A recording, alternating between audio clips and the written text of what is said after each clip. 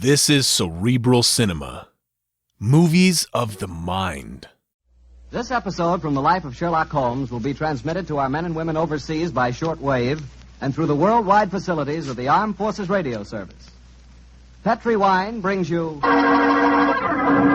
Basil Rathbone and Nigel Bruce in the new adventures of Sherlock Holmes.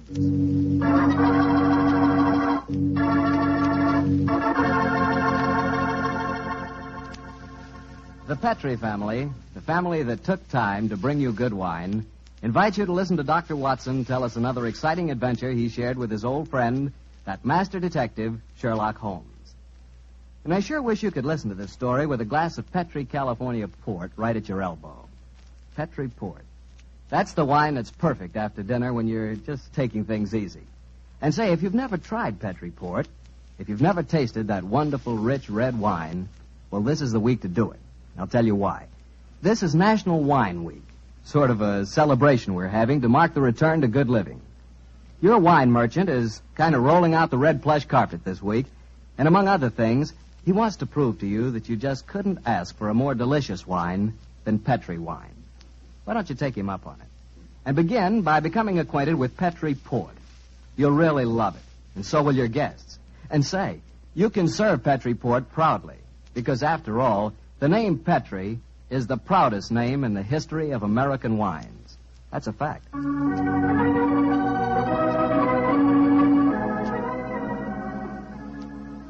Well, here's the patio of Dr. Watson's Northern California bungalow, but where's the doctor? Here I am, Mr. Bartell, out in the garden. Okay, I'll be right there. Oh, sitting by the fish pond, huh, Doctor? Yes, my boy, it's rather pleasant out here for a change. Has it ever occurred to you how stupid the expression of a goldfish is, Mr. Bartell? Well, I can't say I've ever given it much thought, Doctor. Why? You see this foolish little fellow here with his silly little mouth opening and closing as though he were constantly astonished? What is this? I thought you were a fish lover. Yes, I am. But as I was brooding over tonight's story, that goldfish seemed to be making faces at me as though it was trying to remind me of how my face must have looked on a certain June evening in 1890. It sounds to me as if you're going to tell a story against yourself, Doctor. I am, young fellow, my lad. What happened? One Sunday morning in 1890, I dropped round to visit my friend in Baker Street. Mrs. Hudson told me that he was out, but suggested that I wait in our old rooms for his return and promised me a pot of strong tea and some buttered scones as an inducement. As I walked into the sitting room, I was astonished to see Holmes standing there, a bag in one hand and a coat in the other.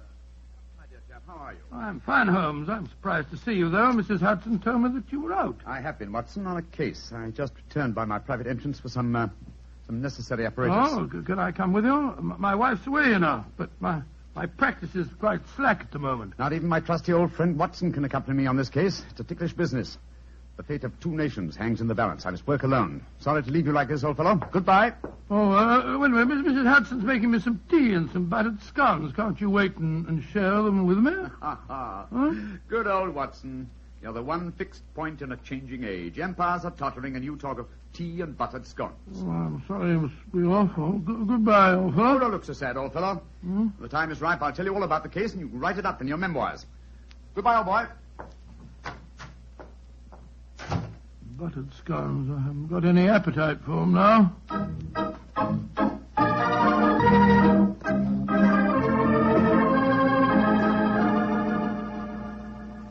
Did you enjoy the scones, Dr. Watson? Oh, I'm afraid my appetite disappeared when Mr. Holmes left. It did it? I see you've eaten them all just the same. What? Oh, yes, so I did. I've got a surprise for you, Doctor. Inspector Lestrade is downstairs. Oh, is he? He came to see Mr. Holmes, but when I told him he was out, the inspector said he'd like to see you. Oh, he did? Oh, splendid. I'll ask him to come up, please, will you, Mrs. Hudson? Aye, sir. Will you come up, please, Inspector? Thank you, Mrs. Hudson. Can I butter you up a few more scones, No, Doctor? thank you. I really couldn't eat them. I'll just go and make some more the same. He'll eat them if I fix them, Doctor. No, really, thank you. There you are, Lestrade. Hello, Dr. Watson. Here's a pretty kettle of fish and no mistake. Huh? What's the trouble? Well, I want Mr. Holmes' help on a most important case. Where's he gone? Well, he's out on a very secret matter. You know where he is, Doctor? Well, naturally, I know where he is, Lestrade. My old friend never keeps me in the dark, but I'm not at liberty to tell you. Perhaps I could help you a bit. After all, I'm not exactly unfamiliar with my friend's methods. That's true, but just the same...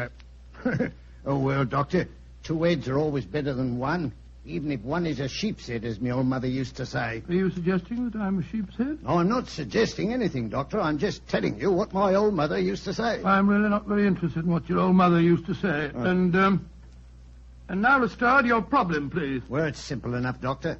A German diplomat, Graf Otto von Heldenstein is his name, is in England on a very secret mission. Graf Otto von Heldenstein. Yes, I've heard of him. Pray continue. Well, this von Heldenstein staying at the Manor House at Hampton Wick, not far out of London. This morning, somebody slipped past his guards and threw a bomb into his study. His secretary was killed, and he would have been too, if it hadn't been that he'd left the room a few minutes earlier. Well, these second-hand investigations are very little use, Lestrade. We must both go down to the Manor House at Hampton Wick and examine the situation on the spot. All right. Get out the timetable and look up the next train, will you? Yeah. And while you're doing that, I'll go and tell Mrs. Hudson where I'm going. All right, you are, Doctor.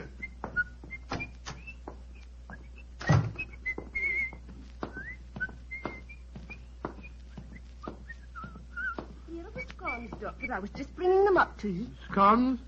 Well, who can think of scones when an empire's tottering? Are you sure you're feeling quite well, Doctor? Of course I am. Now, listen to me, Mrs. Hudson. If Mr. Holmes should return, please tell him that I've gone to Hampton Wick with Inspector Lestrade to investigate the von Heldenstein business. The von Heldenstein business. Aye, Doctor, I'll tell him that.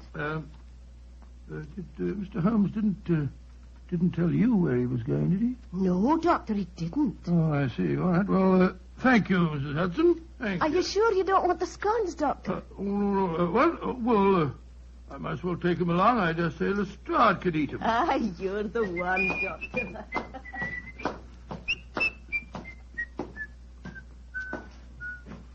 Yes, I suppose this is rather exciting. Just the same, I wish I knew what Holmes was doing at this moment.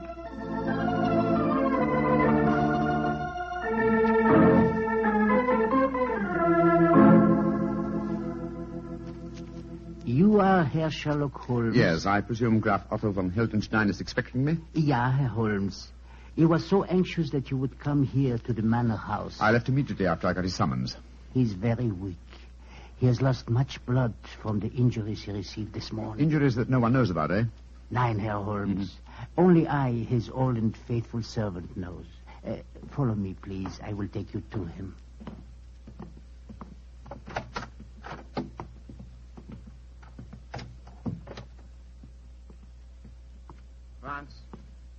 Franz, is that you, Franz? Ja, Herr Graf.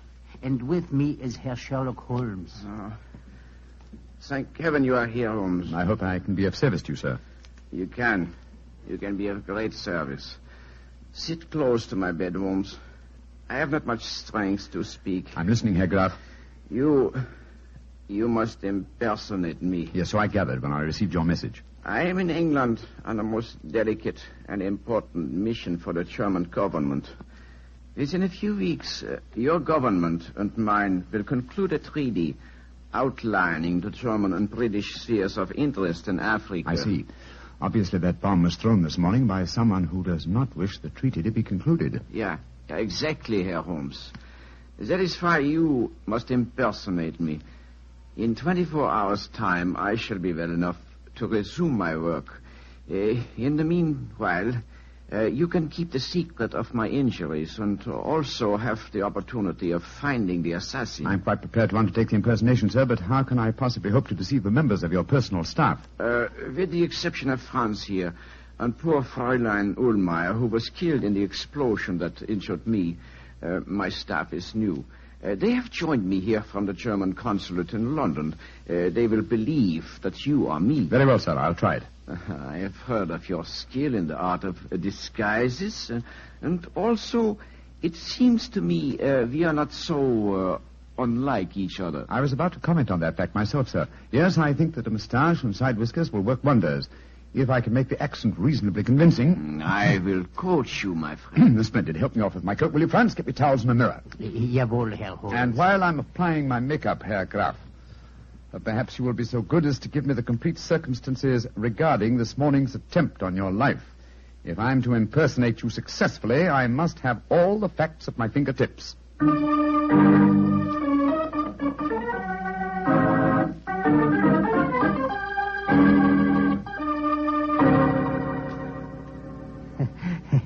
Wunderbar. It is amazing, Herr Holmes.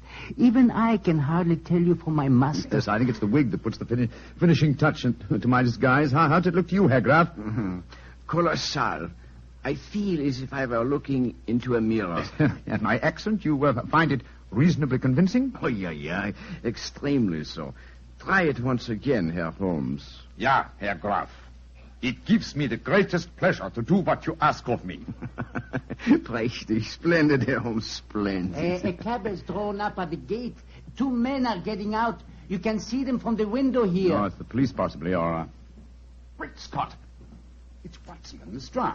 Friends of yours, Herr Holmes? One of them is my close colleague, and the other is a detective inspector from Scotland Yard. Oh, you must keep up the deception, even with your friends. As a matter of fact, my friend's investigations will prove an excellent mask for my own search for the assassin. But, well, this is a delicious situation. I hope they won't recognize me.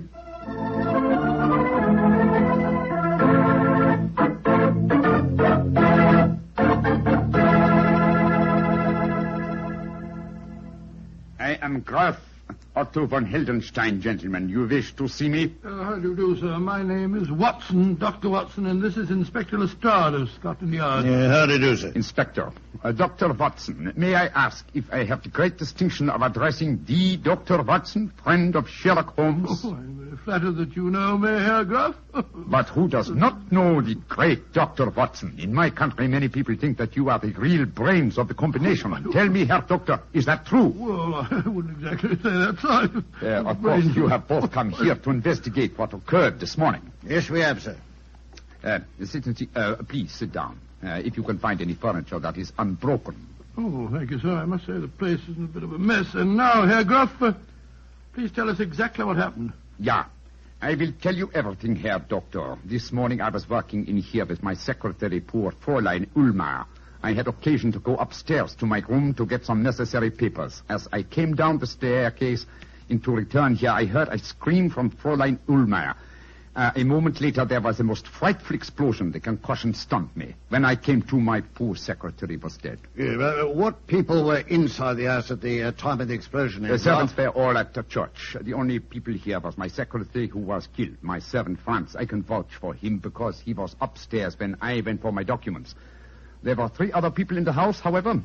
Madame Lisa Varona, my hostess, and the owner of this house. A young Englishman from the Home Office. His name is Hilary Adams, and the 3rd person in the house was a member of the German embassy, Colonel Schweiger. Oh, then it's just a matter of cross-questioning the 3 of them as to their alibis at the time of the explosion. I'll take them one at a time, Lestrade. Ring for that servant fellow. What was his name? Franz. Franz, that's the name. This is a rare privilege to watch a master detective at work. Yes, Herr Graf. I shouldn't be surprised if my methods teach you quite a bit about the art of detection.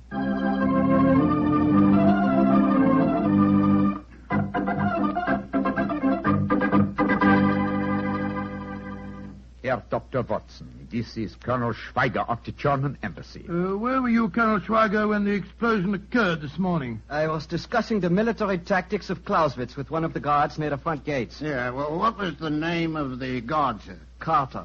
Mr. Arthur Carter. Yeah, I'll check on that. Thank you, Colonel Schweiger. Please ask Madame Lisa Verona to come in with her. Questions, nothing but questions. Leave me alone. Sorry, madam. All I want to know is where were you when the explosion occurred this morning? Where was I? In my boudoir, listening to that stupid babblings of the young Englishman, Hilary Adams.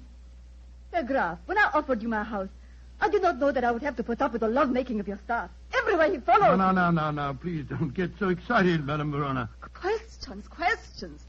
Stupid young English puppy is making calf eyes at me. My beautiful house blown to pieces, and all you do is...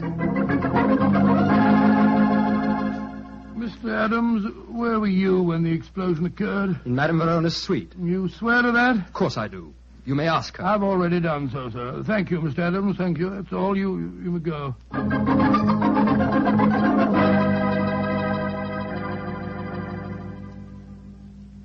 Well, Lestrade, did you check on Colonel Schweiger's alibi? Yes, Doctor. He was telling the truth. He was talking to the colonel when the explosion happened. Dear me, Herr Doctor, your examination has not been very successful, has it, sir? Everyone has an alibi. Yes, but the alibis of Madame Verona and the young Englishman, Hilary Adams, depend on each other's words. They might be lying. When you've been dealing with criminals as long as I have, Herr Graf, you learn to look far deeper than the obvious. Yes, Lestrade and I shall return to London now and make some inquiries. You will hear from me, sir, before the day is over.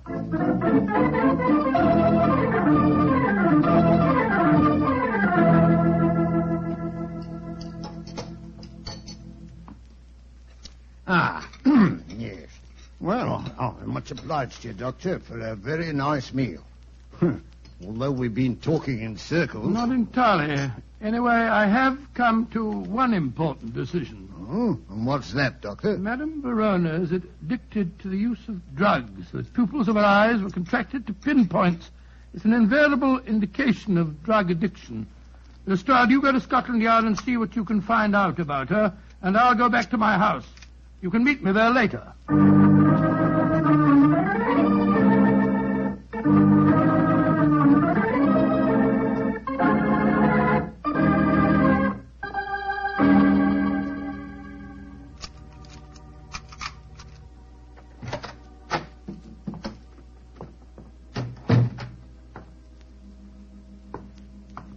I wish Mary wasn't away. It's the cook's night out, confound it. I can't see a thing. I'll strike a match. That's better. Hello? Who's that in the drawing room? Who is it? Watson! I thought you'd never come. Holmes, where on earth do you spring from? Never mind that, old chap. I've come to warn you. Keep out of the von Heldenstein business if you value your life. Well, how did you know that I was working on the case? I haven't time to tell you now, but I implore you. Keep out of it. There are dangerous forces at work. Forces that would snuff out your life without a thought. Please believe me, old chap. And do as I... Quick, Watson! Under the dining room! What's the matter?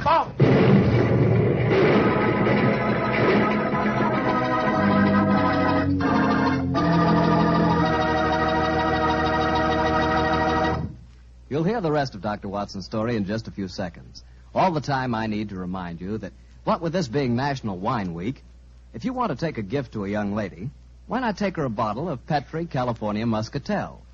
Petri Muscatel is the kind of wine you'd serve a queen. That Petri Muscatel has the flavor of plump, sun-ripened Muscat grapes, and is it ever good? You couldn't ask for a more delicious after-dinner wine, or a more delicious wine to serve when company comes. Remember, it's Muscatel, but the important thing is, it's Petri. Petri Muscatel.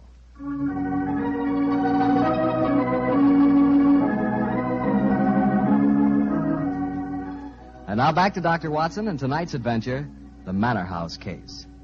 Well, that was a fine place to break off your story, Doctor, I must say. Mr. Bartell, I thought I'd keep you in as much suspense as possible. Well, what happened next? Were you and Holmes injured when that bomb exploded? No, my boy. Though the concussion of the explosion knocked me out for a few minutes. When I came to, Holmes had disappeared. And I can imagine where he'd gone. Go on, Doctor. Soon after that, Lestrade arrived on the scene, and after a quick and fruitless examination of the premises, we decided to return once more to the Manor House. And so, an hour later, I was telling my story to the man I still thought to be the Graf Otto von Heldenstein.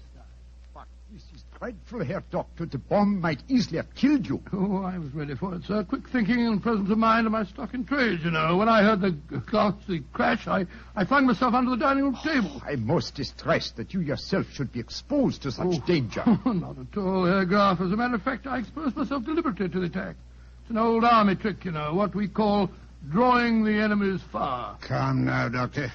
You don't mean to tell us that you expected to have that bomb chucked through the window at you? Of course I did, Lestrade. The assassin knew that I was working on the case. He followed me to London and fell into my trap, just as I intended him to, by showing his hand. Well, I don't see what he's got you, Doctor. I myself must admit I cannot see that you are any nearer to finding the murderer. On the contrary, sir, the case is nearly solved. Well, I don't see how you figured that one out, Doctor. Elementary, my dear Lestrade, elementary. One of the three people under suspicion followed me to my house tonight.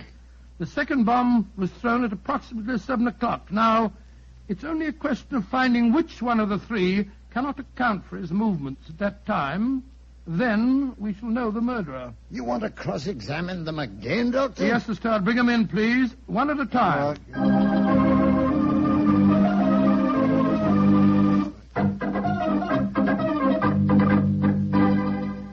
Colonel Schweiger, where were you at 7 o'clock tonight? Discussing the military tactics of Clausewitz with Mr. Carter of the Home Office Guards. Great Scott, that's what you were doing at 11 o'clock this morning, too.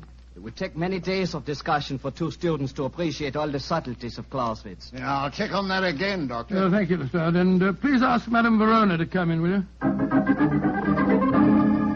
Questions, and still more questions. Where was I 7 tonight, you ask me? I was listening to more babblings from that stupid young Englishman. Ask him for yourself. Mr. Adams, where were you at 7 tonight? With Madame Verona in her boudoir. There is a curious sameness about the pattern of life in this house, is there not, Herr Doctor? Well,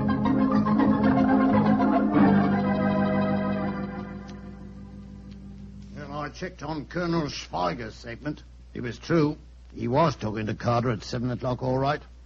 Well, could the other two account for themselves, Doctor? Oh, once again, they alibied for each other, but this time I begin to doubt them. Oh, why do you say that, Herr Doctor? Oh, I would accept Madame Verona's alibi for young Adams. Obviously, she loathes the boy and wouldn't perjure herself for him. On the other hand, he worships her, and I'm certain that he wouldn't have any scruples about lying to provide an alibi for her. Well, you got a point there, Doctor. Yes, I regard her with great suspicion.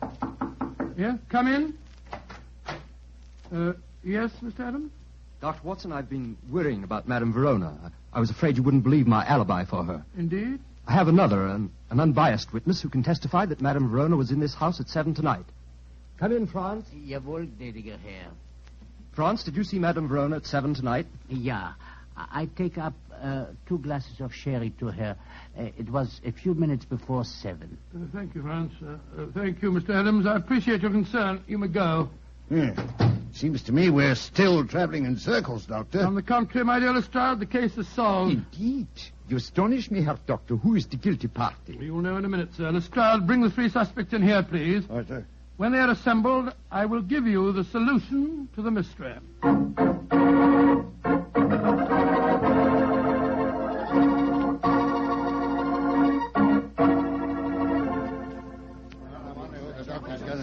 Ladies and gentlemen, the mystery is solved, and I must apologize for any little inconvenience that you've undergone. You, Madame Verona, you, Colonel Schweiger, and you, Mr. Adams, have all unshakable alibis. Therefore, the solution's obvious. As my dear friend Sherlock Holmes has often said, eliminate the impossible, and whatever remains, no matter how improbable, is the truth. Therefore, the only person that could have thrown both bombs is you yourself, Graf Otto von Heldenstein. Why, George, I believe you're right, Doctor. What have you got to say for yourself, sir? That I, too, Herr Doctor, have an unshakable alibi. Oh, what is it? I was with you, Herr Doctor, when the second bomb was thrown. What on earth are you talking about? I was alone, sir. Oh, come now, old fellow, that's not true. Holmes. What? Holmes, how could you? Mr. Holmes. Well, strike me. Don't be angry with me, old chap. Oh, you made a complete No, fool of me, my Holmes. dear fellow, not at all. I've never I seen suppose any... you got the real solution to the case, as usual, Mr. Adams? Yes, Lestrade, I have. Well, let's hear it, then. Might as well show me up Oh, for the my dear acid Watson, I've stop been, huh? berating yourself. You really handled the case very well. You made only one mistake. Huh? May I revise that dictum of mine which you just quoted? Eliminate the possible, and then, if nothing remains, some part of the impossible must be possible. Which part? Colonel Schweiger's alibi was valid. So was Madame Verona's, since it was corroborated by the trusty Franz. But what does your alibi rest on, Mr. Adams? Madame Verona's told you I was here at 7. Yes, but Madame Verona is addicted to the use of drugs.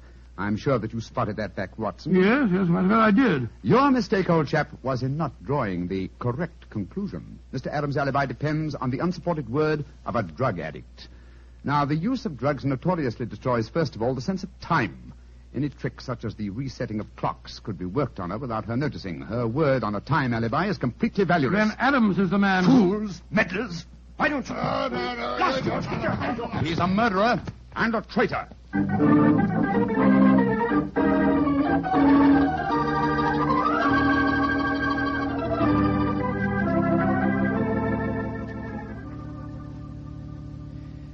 Well, now that we're back in Baker Street, Watson, I may as well tell you that I had my suspicions of Adams from the first. You did? Why? Well, my brother Mycroft had told me that he was suspected of being a traitor at heart. He's been under observation for some years. He was purposely given this assignment as a definite test of his integrity. Well, I understand it all now, Holmes. It's the same. I did make an ass of myself in front of Lestrade, too. Don't worry about it, old chap. Please don't worry. You always can correct that impression, you know. Yours will be the last word. What? How do you mean? Well, when you come to write this story in your memoirs, my dear fellow, you can always do a little, what should we say, re-editing of your own part. Posterity never need know.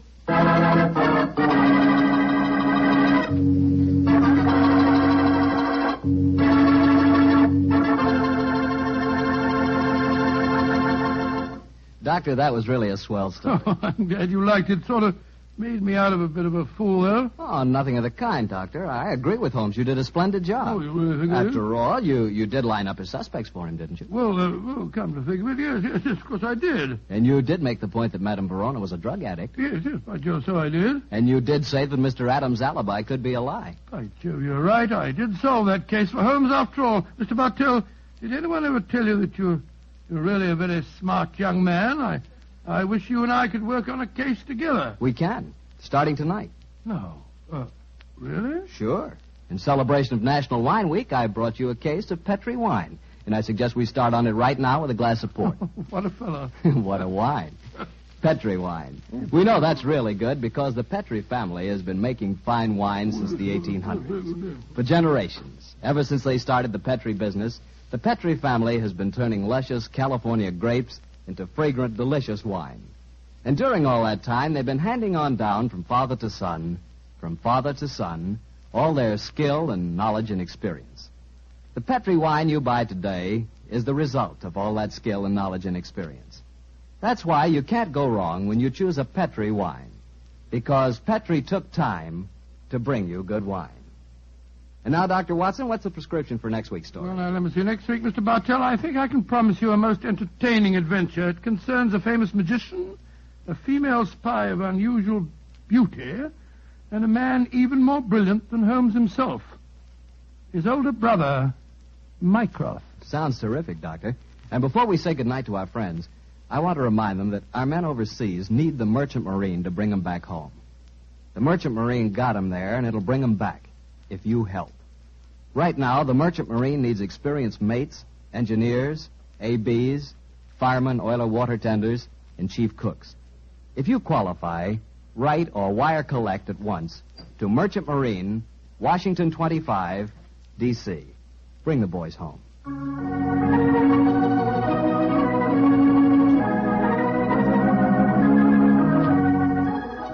Tonight's Sherlock Holmes adventure is written by Dennis Green and Anthony Boucher and was suggested by an incident in the Sir Arthur Conan Doyle story, The Greek Interpreter. Mr. Rathbone appears through the courtesy of Metro-Goldwyn-Mayer and Mr. Bruce through the courtesy of Universal Pictures, where they are now starring in the Sherlock Holmes series.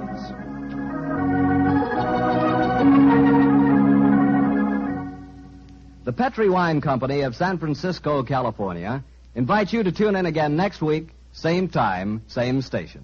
This is Harry Bartell saying goodnight for the Petri family. Sherlock Holmes comes to you from our Hollywood studios. This is the Mutual Broadcasting System.